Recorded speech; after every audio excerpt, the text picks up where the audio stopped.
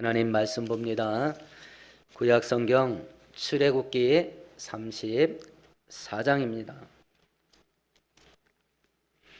135페이지입니다. 18절에서 28절까지 한 절씩 교독합니다.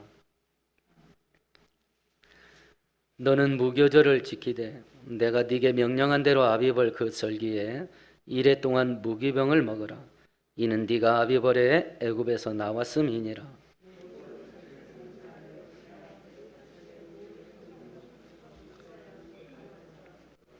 나귀의 첫 새끼는 어린 양으로 대속할 것이요 그렇게 하지 아니하려면 그 목을 꺾을 것이며 네 아들 중 장자는 다 대속할지며 빈손으로 내 얼굴을 보지 말지니라.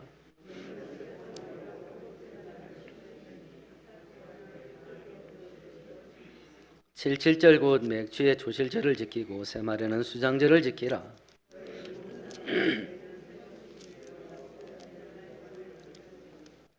내가 이방 나라들을 네 앞에서 쫓아내고 네 지경을 넓히리니 네가 매년 세 번씩 여호와 네 하나님을 뵈려고 올 때에 아무도 네 땅을 탐내지 못하리라.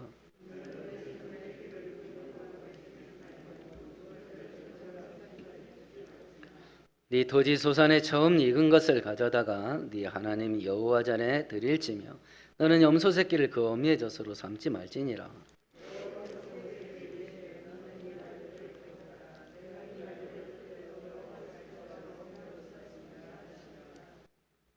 함께합니다. 모세가 여호와와 함께 사신 떡도 먹지 아니하였고 물도 마시지 아니하였으며 여호와께서는 언약의 말씀 곧 십계명을 아멘. 창세기와 출애굽기를 간략하게 요약을 좀 해보십시다.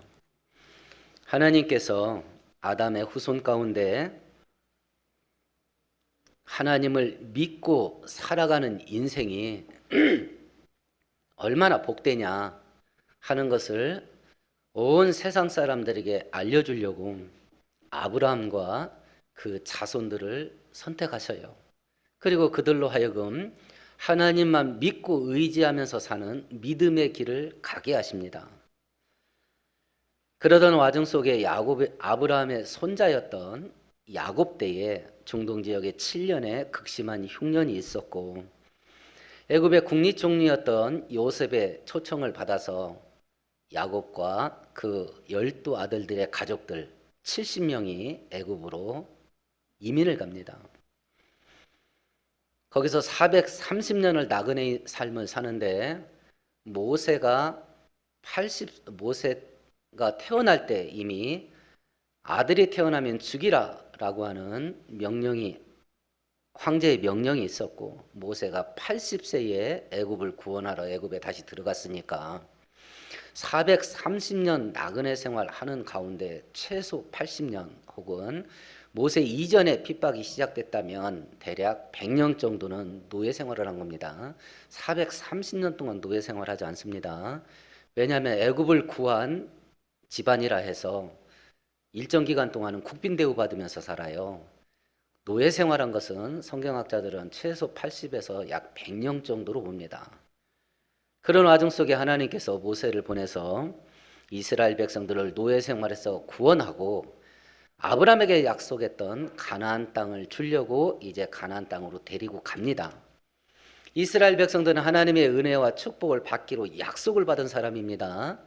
그래서 이제 모세가 시내산에 올라가서 하나님이 약속하신 은혜와 축복을 어떻게 해야 내 손에 현찰로 움켜질 수 있겠냐, 그걸 현실화시킬 수 있는 방법, 그걸 하나님께서 책으로 기록하셔서 시내산에서 모세에게 줬습니다.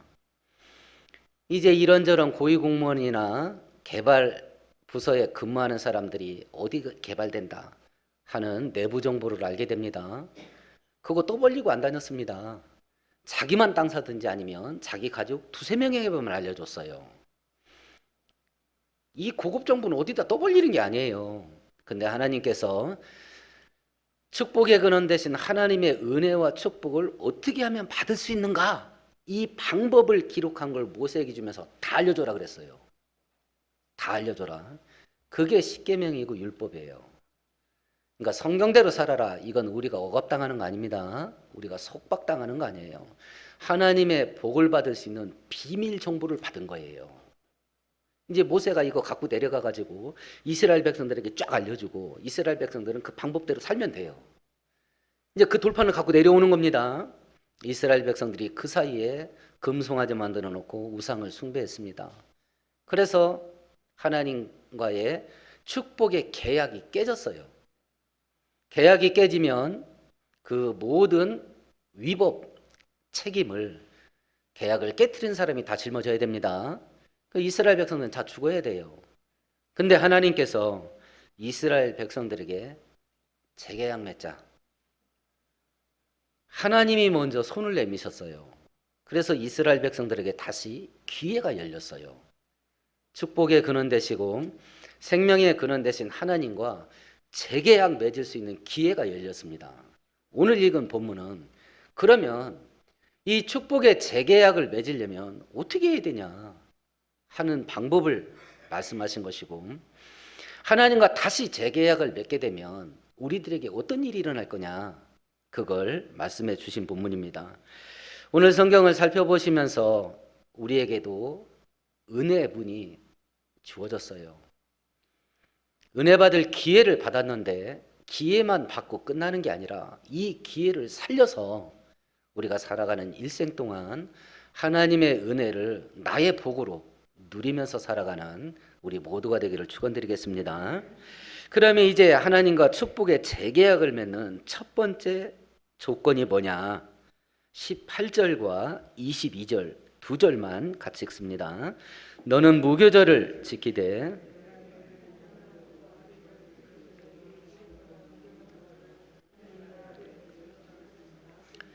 칠칠절 곧 맥주의 소들절을 지키고. 첫 번째 요구 조건이 뭐였냐면 절기를 지켜라. 절기 세 개죠. 6월절, 칠칠절 곧 맥추절이죠. 세 번째는 수장절, 다른 말로 하면 초막절입니다. 6월절은 애굽에서 노예 생활에서 구원해 준 구원의 날을 기념하는 7일 동안의 명절입니다. 칠칠절은 보리 농사를 추수하고 하루 동안 지키는 추수감사절입니다. 수장절은 중동은 가을 추수는 과일이에요. 과일을 추수하고 창고에 수장, 장자가 창고 장자입니다. 숫자는 저장할 숫자, 수장절 창고에다가 추수한 걸 저장하고 지키는 7일 동안의 추수감사절입니다. 이 절기를 지키라는 거예요. 아니 재계약 맺는데 이 뜬금없이 절기를 지키라는 말을 왜 우리 앞에서 이미 다 살펴봤던 거예요. 왜 다시 절기를 지키라는 걸 확인시켜 주는가? 이 절기가 의미하는 게 뭐냐면 6월절은 애굽의 노예 생활에서 구원받은 날을 기억하고 감사하면서 지키는 절기예요. 내가 구원된 것은 하나님이 은혜를 주셔서 된 거다. 이걸 기억하게 하는 겁니다. 맥추절과 수장절, 추수감사절은 이 농사를 질 수 있는 땅, 그리고 농사를 져서 얻은 수확물, 이것도 하나님이 주신 거다. 이걸 기억하는 거지요. 그렇다고 하면 나를, 내 인생을 구원하는 게 누구신가? 내가 이 땅에서 생존하기 위해서 필요한 걸 주시는 분이 누구신가? 이 질문에 대한 대답 속에 하나님 당신입니다. 이걸 기억시키는 날들이에요. 그래서 절기를 지켜라 이 말은 너를 구원시키고 네가 생존케 하는 이가 나이니 그걸 잊지 말고 기억해라. 하나님 중심으로 사는 것을 회복하라는 의미예요. 내가 구원받는 것도 하나님의 은혜고 이 땅에서 생존하고 먹고 사는 것도 하나님의 은혜가 있어야 된다. 이건 여호와 하나님으로부터는 은혜가 있어야 되는 거다. 이걸 확증하는 절기가 이 세 개의 절기예요. 그러니까 다시 절기를 지키라는 이야기는 구원하시고 생존케 하시는 분이 하나님이시니 네 인생의 중심을 하나님으로 놓고 살아라 라고 하는 것을 요구하는 요구 조건입니다. 그래서 하나님과 동행하면서 사는 인생이 우리에게 얼마나 복되냐 하는 것은 이 절기라는 단어의 다른 명칭이 명절이에요. 명절, 구정, 추석 이런 명절을 생각하면 제일 먼저 떠오르는 그림이 어떤 그림이에요? 우중충해요?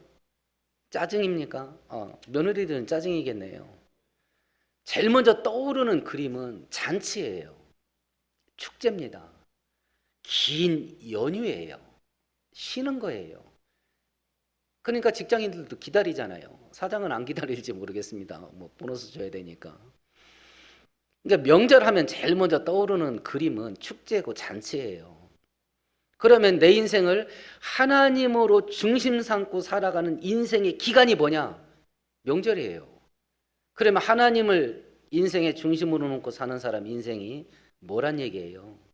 잔칫날이란 얘기예요. 죽어나는 거 아닙니다. 즐거운 인생이에요. 복된 인생이고. 그래서 그걸 기억하는 절기가 우리에게 주는 가장 핵심적인 내용이 뭐냐면 즐거움과 기쁨이에요. 그래서 하나님을 인생의 중심으로 삼고 사는 인생은 즐거울 수밖에 없는 거예요. 그 인생의 전체가 명절이에요. 명절. 야, 내 인생 진짜 고달팠다. 국제시장이라는 영화 보셨나 모르겠습니다. 6.25 때 배경이죠. 황정민이가 어린 나이에 흥남부대에서 철수하는데 가족들 다 탔는데 아버지하고 손이 놓쳤어요. 아버지가 떨어졌어요. 그리고 아버지가 그 어린 꼬마에게 외치죠. 야, 이제 네가 가장이 돼. 집안을 지켜야 된다.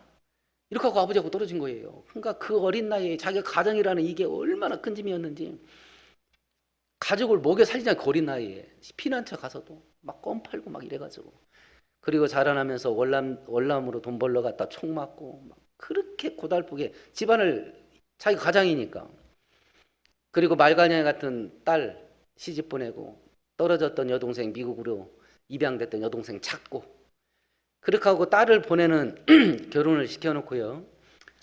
하룻방에 딱 앉아 있어요. 아버지 사진이 있습니다. 아버지 이만하면 가장 노릇 잘 했지요. 이제 다 집안을 자기도 이제 늙었으니까. 근데 다음 말 때문에 제가 그 영화 보다가요. 막 눈물이 막 폭포수처럼 쏟아졌어요. 눈물이 집에서 혼자 보는데 아내는 그때 아파서 누워 있었고요. 진짜 꺼이 울었습니다. 그 말이 뭔 말이었냐면 근데요 저 힘들었어요. 이러더라고. 그리고 나서 저도 이게 그냥 아무렇지도 않게 사는 나도 힘들었네비다. 그 말에 그냥 뻑이 갔다니까요. 제가 저 힘들었어요. 이게 우리 인생이잖아요. 이 자리에 있는 우리들은 세상에서 변변하게 뭐 내놓은 게 있었습니까? 아니면 권세를 부려보기를 했습니까?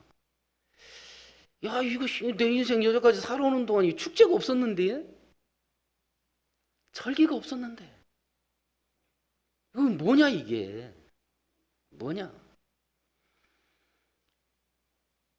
성경에 기록된 성덕에 주시는 하나님의 은혜와 축복은요 발견하는 거예요. 발견하는 거. 기뻐하고 즐거워할 만한 것들을 주셔도 내가 발견을 못하면 누리지를 못하는 거예요. 누리지를 못합니다. 과거에는 발견을 못했고 누리지를 못했고 또 거기에는 죄와 불순종이 있었고 또 마귀의 공격을 분별하지 못하고 내가 막 패배하고 넘어진 부분이 있었겠고 많은 뭐 역학관계가 있었겠지요. 이제 지나간 날은 그만두고 오늘 성경 말씀대로 한다면 하나님과 재계약 맺는 사람의 인생은 하나님의 중심을 놓고 살아야 되는데 하나님을 인생의 중심으로 놓고 사는 인생의 본질이 뭐냐? 축제예요. 잔치입니다. 그럼 지금까지 고달프게 살았다고 한다면 앞으로 남은 인생이 얼마나 될지 모르겠습니다. 이 시간에 우리가 믿고 확신을 하는 겁니다. 좋은 일만 있으리라. 하나님의 은혜 속에서 좋은 일이 있으리라. 왜냐하면 약속이거든 이게. 약속. 그래서 하나님께서 하나님과 재계약 맺으면서 나를 너희들의 인생의 중심으로 놓고 삼아라. 너희들을 구원하는 것도 나고 너희들에게 생존의 은혜를 주는 것도 다다. 그러니 나를 너희들의 인생의 중심으로 놔라. 그 인생은 잔치요 축제다. 그래서 그걸 절기를 지키라는 것을 첫 번째 요구하신 것이고요. 두 번째 요구하신 것은 너희들이 이제 나하고 재계약을 맺어서 다시 내 백성이 됐으니 내 백성답게 좀 살아주라. 하나님 백성답게 사는 거. 근데 먼저 하나님은 뭐 이렇게 달라는 게 많냐? 달라는 게. 그런데 하나님이 요구하기 전에 먼저 주신 게 있지요. 지금 이 사건만 놓고 보더라도 뭐였어요? 재계약의 손을 먼저 내미셨잖아요. 재계약의 은혜를 주시고 요구한 거예요. 출애굽기 20장의 십계명을 주시면서 이대로 살아라 라고 할 때는 애굽에서 먼저 구원해 주시고 내가 너희들을 노예에서 해방시켜 줬으니 이제는 내 뜻대로 살아라. 항상 은혜가 먼저 옵니다. 순서를 잘 기억하셔요. 그래야 시험에 안 들어. 아니 하나님이 나한테 주는 게 있어야 나도 바칠 거 아니겠습니까? 이게 아니에요. 이게 우리는 뭘 받은 게 있어야 드린다 이리 하는데 성경에서는 하나님이 무엇인가 요구할 때는 반드시 먼저 주시고 요구를 해요. 재계약의 은혜를 주시고 요구하는 겁니다. 그러니까 은혜죠. 근데 요구하는 것은 하나님이 주시는 은혜에 비하면 늘 하찮은 거예요. 아담과 하와를 딱 창조해 놨습니다. 축복이 선포됐죠. 만물을 다스리는 왕의 권세를 줬습니다. 만물을 다스려라. 두 번째는 번성의 축복을 줬죠. 땅에 충만해라. 땅에 충만해라. 그리고 에덴 동산에 있는 모든 과일, 성경에 보면 사계절 과일이에요. 지금 전 세계적으로 과일은 1년 농사입니다. 1년에 한 번이에요. 근데 에덴 동산에 있었던 과일은 사철 맺는다 그랬어요. 1년에 4번 열매 맺어요. 그러니까 배고프면 입 벌리고 뛰면 돼. 그럼 과일이 입안에 막 들어와. 그런 에덴 동산에 살면서 네 마음대로 먹어. 그리고 요구한 게 딱 하나밖에 없잖아요. 선악과는 먹지 마.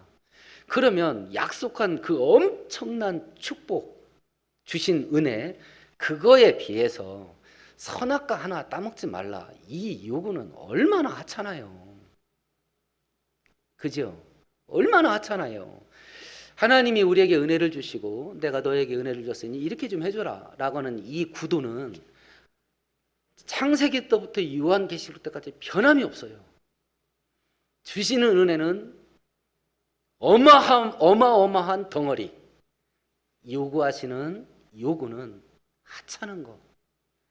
우리는 그 하찮은 요구에 하나님께 부응하지 못하고 살았던 거예요. 그 하찮은 거. 아마 마음속으로 오늘 교회 오시면서 야, 뭐 이렇게 또 요구하는 게 많냐. 설교 진행될 때는 이것 좀 해줘, 이것 좀 해줘. 하나님이 요구하실 텐데요. 마음속으로 이런 생각하시는 분이 있을지도 모르겠습니다. 내 몸뚱아리 끌고 교회 오는 것도 겨우 왔다. 근데 뭘 더 하냐 여기서. 아마 많은 현대 기독교인들이 그 마음일 겁니다. 하나님께 내 몸뚱아리 끌고 여기 와서 앉아있는 것도 겨우 왔다 겨우. 근데 뭘 더 하냐 뭘 더 해. 근데 실상은 하나님이 우리에게 주신 건 덩어리. 그리고 요구하신 것은 하찮은 거. 이 원리를 늘 가슴에 품고 하나님 앞에서 우리의 마음을 온유하고 겸손하게 부드러운 옥토밭. 그래서 하나님의 은혜의 말씀과 축복의 씨앗이 떨어지게 되면 30배, 60배, 100배로 결실하는 우리 모두 되기를 축원드리겠습니다. 첫 번째 백성답게 사는 요구 18절입니다. 같이 읽어봅니다. 너는 무교절을 지키되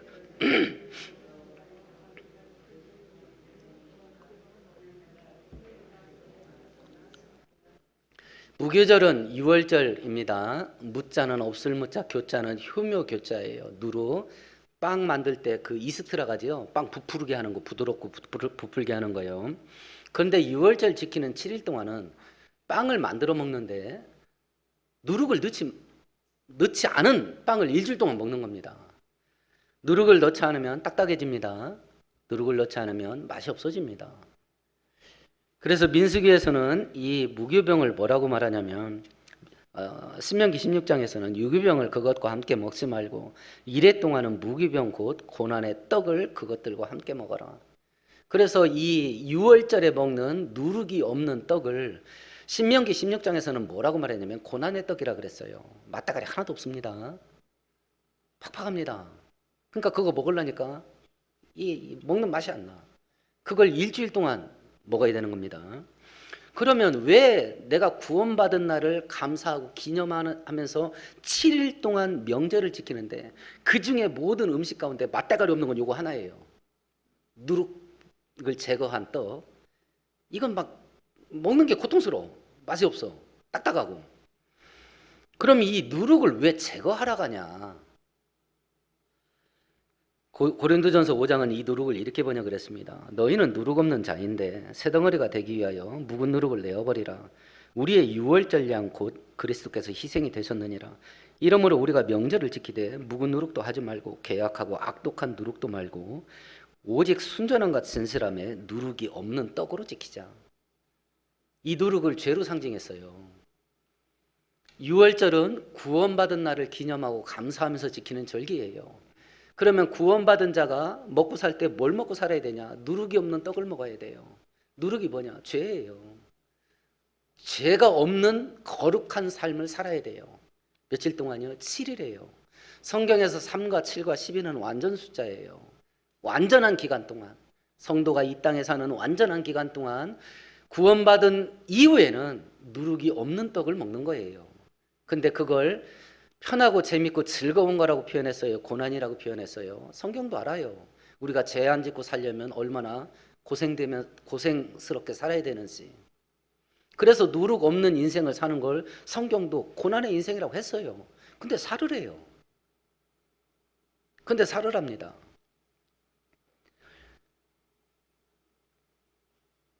히브리서 11장에 믿음의 영웅들 이야기를 하면서 모세에 대한 믿음을 이야기할 때 이렇게 되어 있습니다. 믿음으로 모세는 장성하여 바로의 공주의 아들이라 칭함을 받기를 거절하고 도리어 하나님의 백성과 함께 고난받기를 잠시 죄악의 낙을 누리는 것보다 더 좋아하였더라. 죄지면 고통스럽대요? 즐거움이 온대요? 즐거움이 온대요. 그래서 죄악의 즐거울 낙자, 죄악의 낙이에요. 아담의 후손으로 태어난 모든 인류는요, 죄 짓고 싶어하는 본성으로 본성이 바뀌어요. 하나님의 모양과 형상으로 지음받은 본성이 죄로 오염돼서 죄를 끌어당기는 본성으로 바뀌어요. 그럼 죄지면 편하겠어요? 불편하겠어요? 죄지면 편합니다. 죄지면 고통스럽겠어요? 재밌겠어요? 죄지면 재밌습니다. 죄짓는데 노력해야 죄질 수 있을까요? 아니면 그냥 가만히 있어도 죄를 질 수 있을까요? 가만히만 있으면 죄 짓습니다.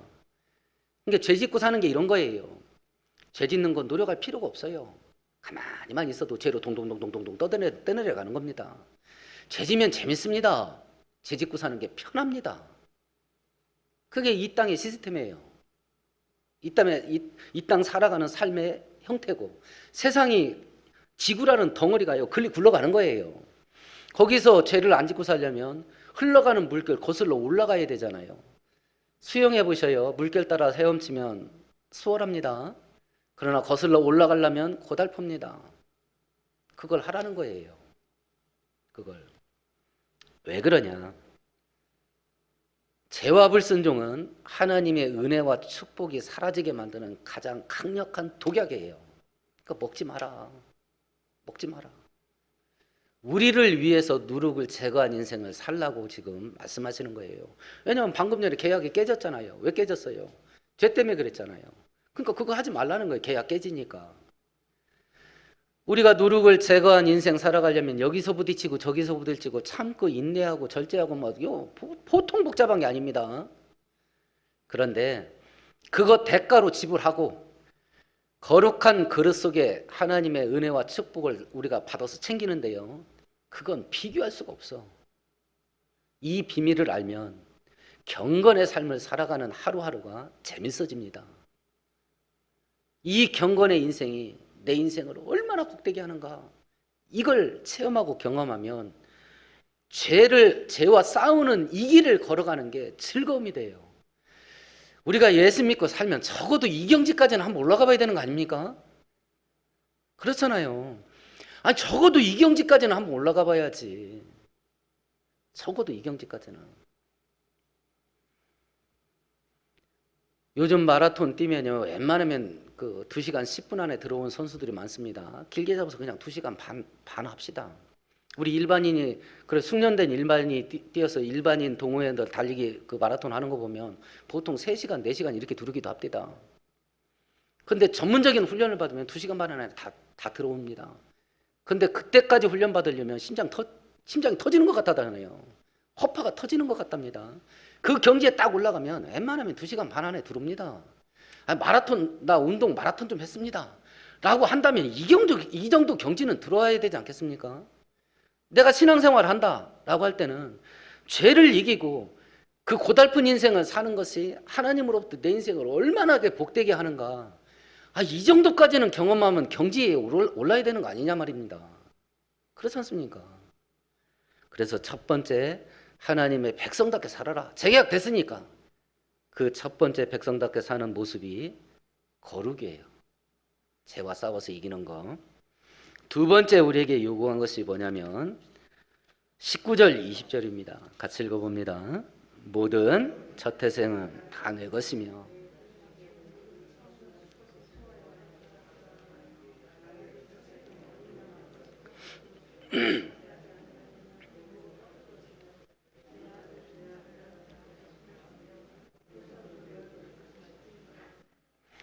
두 번째 요구하신 것은 몸을 바쳐라예요. 몸을 바쳐라. 왜냐하면 19절에 보니까 모든 첫 태생은 다 내 거다.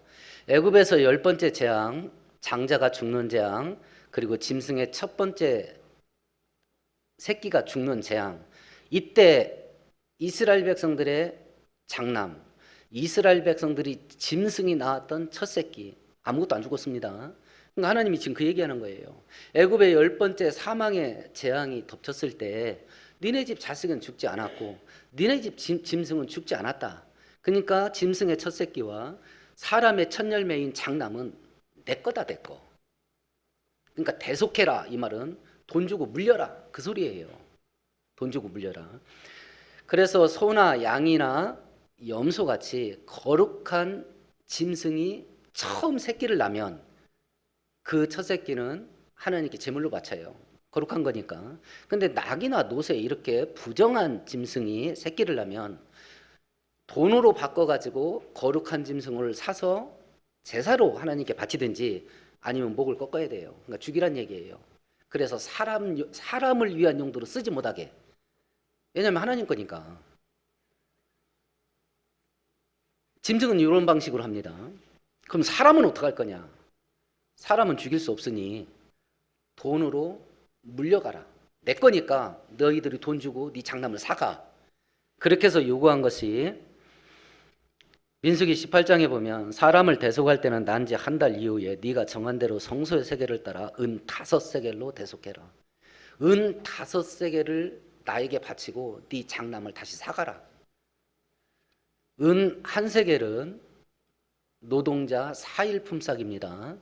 그러면 은 20세겔이면 노동자 20일 품삯입니다. 그걸 대고 장남의 목숨을 대속하는 거예요. 이걸 왜 요구하냐? 이거 하나님 거라는 거예요. 그러니까 다시 사가라는 거예요. 이 작업을 하면서 이스라엘 백성들이 이 몸, 나라고 하는 존재가 하나님 거다. 하나님 거. 그걸 기억시키는 거예요. 그래서 하나님께 드릴 때, 하나님께 뭔가 드린다, 헌신한다라고 할 때 제일 먼저 생각나는 게 뭐예요? 뭘 드리는 걸 생각하셔요? 제일 싼 게 마음 드리는 겁니다. 마음 드리는 거. 지금 첫 번째 요구한 것이 몸을 바쳐라. 몸을 바쳐라. 제가 전에도 한번 말씀드린 것 같습니다. 내가 결혼을 했습니다. 마음에 드는 다른 여자가 있어서 바람을 폈습니다. 그 여자와 동거를 하는데 아내가 이혼을 할까 말까 고민하다 애들 때문에 그냥 살자 해서 찾아와서 모든 것 정리하고 들어만 오면 받아주겠다 이렇게 이야기를 합니다. 그때 제가 뭐라고 말하냐면 무슨 말 하는 거예요 당신. 나는 당신을 한 번도 떠난 적이 없어. 몸은 저쪽에 가 있고요. 그러면 그 여자가 가만히 있겠습니까? 머리를 죄다 뽑아버리지요. 우리가 하나님께 이러지 않나. 하나님, 나는 내 마음은 하나님께 가 있어요. 근데 몸은 다니면서 온갖 짓 하는 거야. 몸은 다니면서. 근데 지금 본문에 네 몸은 내 거야. 몸을 바치라는 거예요. 그러니까 마음과 몸은 성경은 하나로 보는 거예요. 하나로. 근데 이스라엘 백성들이 마음은 하나님께 있다고 하면서 몸으로는 온갖 짓을 하잖아요. 지금 몸을 바치라잖아요. 그래서 로마서 12장 1절에서 말한 것 같이 형제들아 내가 하나님의 모든 자비하심으로 너희를 권하느니 너희 몸을 하나님이 기뻐하시는 거룩한 산제사로 드리라. 이는 너희의 드릴 영적 예배니라. 우리가 예배드리러 이 자리에 앉았을 때 마음을 바친다. 네, 좋습니다. 성경은 마음을 바치라고도 하니까요. 근데 예배드릴 때 몸도 바쳐라. 몸도. 그렇다고 하면 내 몸뚱아리로 하는 모든 일들이 하나님께서 기쁘게 받을 만하게 사는 거예요. 몸을 바치라는 이야기는 심청이처럼 돼가지고 인당수에 몸 던지는 거 아닙니다. 내 몸으로 하는 모든 일을 하나님이 기뻐하는 일을 하는 몸으로 하나님께 드리는 거예요. 드리는 거. 이게 두 번째 요구입니다. 세 번째 요구하신 것은 23절 24절인데 같이 읽어봅니다. 너희의 모든 남자는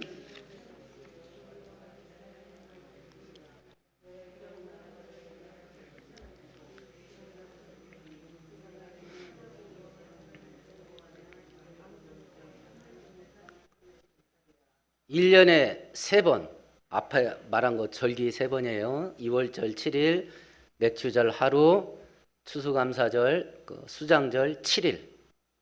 1년에 3차례 예루살렘의 성전에 모여서 절기를 지켜라. 명절을 지켜라. 요걸 순종하려면 뭘 바쳐야 될 것 같아요? 요걸 순종하려면 7일 하루 7일. 뭘 바쳐야 돼요? 시간을 바쳐야 돼요. 시간 내서 갔다 와야 될 거 아니에요. 자, 절기를 지키는 것은 하나님을 내 인생으로 중심으로 삼고 사는 것에 대한 믿음의 고백이에요. 근데 절기가 맞춰지면 다 어디 가요? 각자 고향 앞으로 오잖아요. 자, 그러면 절기가 맞춰진 다음에 각자 흩어져서 살면 중심이 어떻게 되겠어요? 흩어지기 쉽죠. 하나님 절기 때는 하나님 중심으로 있다가, 왜냐하면 그 절기 기간 내내는 하나님만 생각해야 되니까, 받은 은혜를 감사하는 걸 기억해야 되니까 기념하여 지키라. 기억하여 지키라. 그러니까 절기 기간 동안은 그게 딱 기억이 되는 거예요.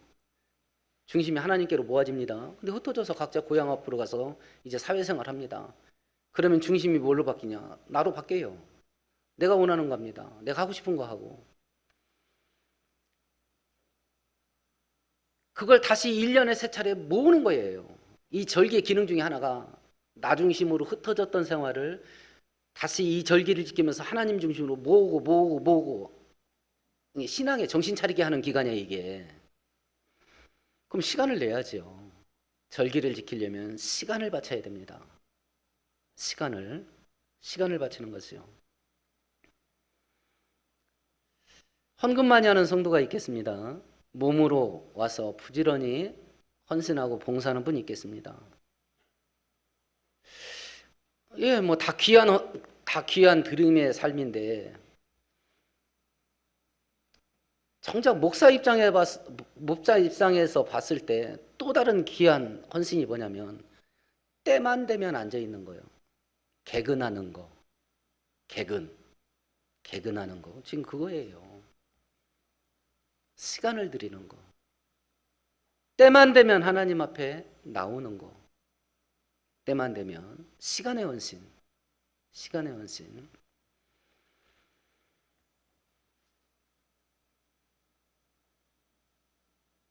마지막 네 번째 요구하신 15절인데요. 같이 읽어봅니다. 출애굽기 23장으로 가보십시다. 출애굽기 23장으로 갑니다.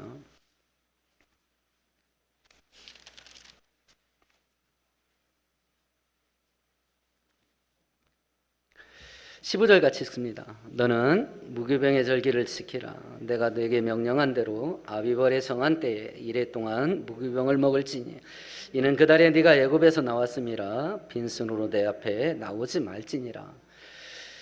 지금 우리 오늘 본문 20절 끝절에도 똑같은 구절이 반복되어 있어요. 이건 물질을 바치라지요. 물질을 바치라. 이 물질을 바치라. 두 가지를 증명하기 위함이에요. 첫 번째, 이것 주신 것 하나님이 주신 겁니다. 이 믿음을 고백하는 것이고요. 두 번째는 이 돈은 정말 귀한 겁니다. 그런데 이걸 제가 하나님께 드리는 것은 이 돈이 아무리 귀해도 나한테는 하나님이 더 귀하다는 걸 증명하는 행위로 물질을 바치는 거예요. 물질을. 자, 그러면 백성답게 살아라 라고 할 때 네 가지가 요구되세요. 첫 번째는 거룩하게 살아라. 두 번째는 몸을 바쳐라. 세 번째는 시간 바쳐라. 네 번째는 물질을 바쳐라. 근데 각각 따로따로 드리는 일들이 이 현대는 꽤 많아진 것 같아요. 제가 서울에서 사역을 할 때 동기 중에 한 목사가 강남에 큰 교회 부목사로 있었어요. 이게 따로따로 헌신하는 게 드리는 게 뭔지를 그런 거구나를 알겠더라고. 돈이 많습니다. 거기 사는 성도들은 돈이 많아요. 자, 봄맞이 교회 대청소하겠습니다. 여전도에서. 그래서 이제 담당 부목사가 제가 동기여가지고 아침에 나가가지고 이제 사람들 동원해서 이렇게 역할 분담을 해야 되니까 사람들은 많이 왔는데 왜 아줌마들이 이렇게 많이 온 거예요? 모르는 사람이. 아니, 어떻게 오셨어요? 그러니까 누구누구가 나 여기 가라겠다고. 그러니까 가사 도우미를 사서 보낸 거야. 자기는 안 오고. 그러면 이 일을 근데 그 사람이 한두 사람이 아니야. 여전도에서 회의를 했는지 가사 도우미 여자들이 막 떼거지로 온 거야, 떼거지로.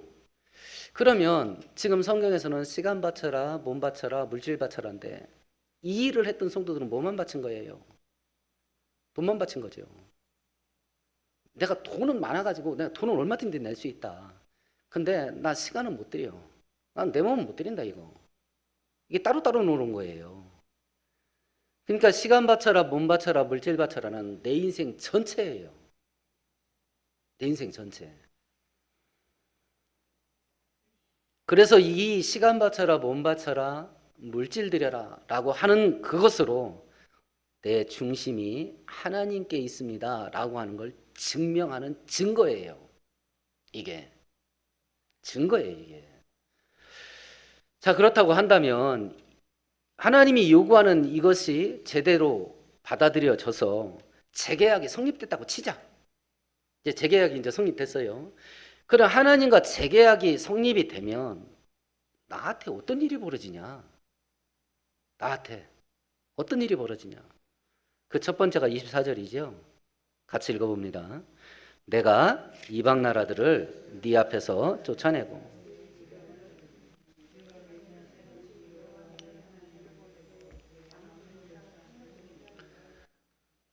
내가 요구하는 거 너희들이 하면 이방 나라 사람들이 네 앞에서 쫓겨나게 될 거다. 내가 쫓아내주마. 그러면 이방 나라 사람들이 전쟁이 터진다는 거예요? 안 터진다는 거예요? 이방 나라 사람들을 쫓아내려면 뭐가 먼저 있어야 돼요? 쳐들어온 게 있어야 쫓아내는 거 아니에요? 그럼 하나님을 잘 믿어도 전쟁이 있다는 거예요? 없다는 거예요? 전쟁이 있습니다. 잘 기억하셔야 돼요. 우리가 하나님을 잘 믿으면 고난은 하나도 없다. 성경은 그거 약속 안 해요. 전쟁 터집니다. 그런데 성경이 약속하는 것은 내가 이기게 해줄게. 그걸 약속하는 겁니다.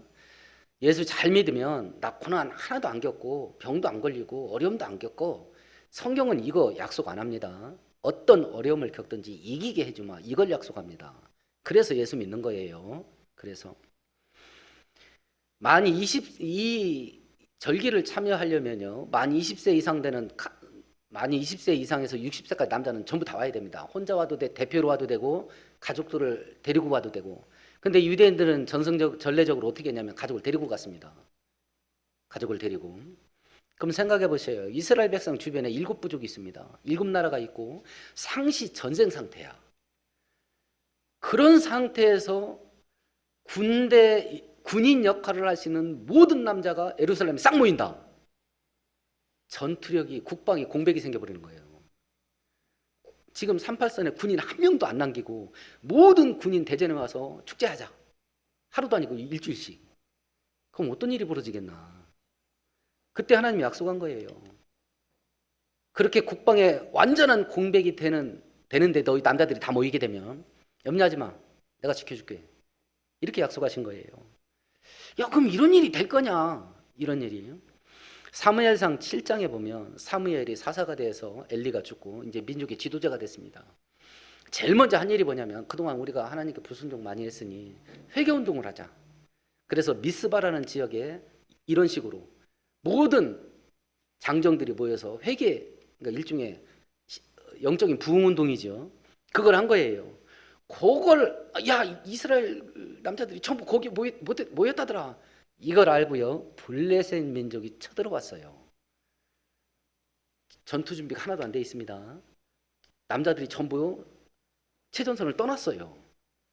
그때 이런 일이 있었습니다. 이스라엘 자손이 미스바에 모였다 함을 블레셋 사람이 듣고 그 방백들이 이스라엘을 치러 올라온지라. 이스라엘 자손이 듣고 블레셋 사람을 두려워하였더라. 사무엘이 번제를 드릴 때에 블레셋 사람이 이스라엘과 싸우려고 가까이 오매 그날에 여호와께서 블레셋 사람에게 큰 우레를 발하여 그들을 어지럽게 하시니 그들이 이스라엘 앞에서 패하여 도망한지라. 그런 일이 실제로 터졌어요. 하나님 앞에 남자들이 다 모였을 때 전쟁이 터졌습니다. 그때 하나님께서 사무엘이 하나님께 기도하자. 그리고 제사를 드리는 겁니다. 그때 하나님이 어떻게 했냐면 큰 우레, 원문 성경을 보면 단수예요. 천둥번개 한 방입니다. 막 폭탄 터지듯이 막 우둥쿵하고 막 여러 번 천둥번개가 터진 것도 아니야. 딱 한 번이에요. 천둥번개 딱 한 번 터진 걸로 블레셋 사람들이 기겁을 하고 도망갔어요. 무슨 귀신 신나라 까먹는 소리 하고 앉았냐. 아니 그런 일이 어찌 있냐. 그래서 성경은 신화와 전설이다. 예, 하나님이 있다는 것과 하나님이 전능하다는 게 믿어지지 않으면 이런 사건이 있을 거라는 게 이해가 안 될 겁니다. 근데 만약 하나님이 전능하다는 게 믿어지면 이해가 될 겁니다. 저는 이해가 됩니다. 하나님이 전능하다는 걸 믿기 때문에. 하나님과 재계약이 일어나면 첫 번째 약속이 뭐냐면 내가 지킨다. 내가 너네들 보호할게. 그게 첫 번째 우리에게 주어지는 은혜고요. 두 번째는 24절 중간에 보면 네 지경을 넓혀주리라. 농사지면 땅이 넓어지는 겁니다. 사업하면 사업이 확장되는 겁니다. 또 사업의 형태가 생존의 형태가 많겠지요. 누군가는 공부하고 지식과 지혜를 써가지고 먹고 사는 사람이 있을 겁니다. 지혜의 넓이가 넓어지게 될 겁니다. 특별히 학생이 여기게 되겠지요. 우리의 가정의 영역이 확장됩니다. 무한 확장되고 무한 번성이에요. 지경이 넓어지는 복은. 우리가 이것을 만들어내려고 뼈골 빠지게 일합니다. 뼈골 빠지게 일해요. 전 세계에서 우리나라 노동자가 노동시간이 제일 길어요. 그리고 노동에 대한 대가 비용도 제일 쌉니다. 그래서 저는 최저임금 올려야 된다라고 주장하고 싶지는 않습니다. 왜냐면 그거 올린 것 때문에 우리나라 경제는 더 힘들어진 거 다 겪었잖아요. 그래서 지금 문재인 정부가 최저임금을 올리려고 시도했던 것도 나쁜 짓도 아니고 그걸 너무 급격하고 우리 한국 경제는 무너진다라고 해서 안 올려고 했던 사람들도 현실주의자야. 그 사람들의 주장도 나쁜 것도 아니에요. 근데 현실적으로 우리나라 백성들은 제일 오랫동안 일해요. 그리고 제일 싼 값 받고 일합니다. 제일 싼 값을 받고 아침 일찍 밤 늦게까지 뼈골 빠지게 일을 해서 우리가 얻으려는 게 뭐냐? 지경이 넓어지는 거예요. 근데 되냐 말이 이게 되냐 말입니다. 그럼 어떻게 해야 우리의 지경이 넓어질 거냐? 성경은 딱 한마디로 말합니다. 내가 해줄게. 내가 해줄게. 그래서 은혜 받아야 돼요. 그래서 은혜 받아야 됩니다. 그러면 그 은혜가 어디에서 오는 거냐? 하나님과 재계약한 사람들에게 가요. 그래서 첫 번째, 내 인생의 중심을 하나님으로 삼고 살아야 됩니다. 두 번째, 하나님 믿는 백성답게 살아야 되는데 그 첫 번째는 거룩한 삶입니다. 두 번째는 시간과 몸과 물질의 주인이 하나님인 줄 알고 하나님이 기뻐하는 용도로 사용하기 시작하는 겁니다. 그거 대가로 하나님께 드리고 우리가 받는 은혜는 무궁무진합니다. 이제 우리에게 하나님께서 예수 믿고 하나님의 자녀되고 하나님의 은혜 받는 기회를 주셨으니 오늘 약속된 하나님께서 끝까지 지키고 보호하시는 이 은혜와 우리의 지경을 무한 번성케 하는 이 은혜가 우리에게 열매 맺게 되기를 축원드리겠습니다. 하나님 아버지, 좋으신 아버지, 전능하신 하나님, 우리를 지키고 보호하시되 끝까지 지키시고 우리들에게 가장 좋은 것 주기를 기뻐하시는 하나님, 우리가 그 하나님을 제대로 섬길 수 있게 힘주시고 우리가 그 길을 걸어갈 때 오늘 약속하신 대로 하나님의 은혜가 우리 모든 성도들의 삶 가운데 차고 넘치게 열매 맺게 하옵소서. 예수님 이름으로 기도합니다. 아멘. 아멘.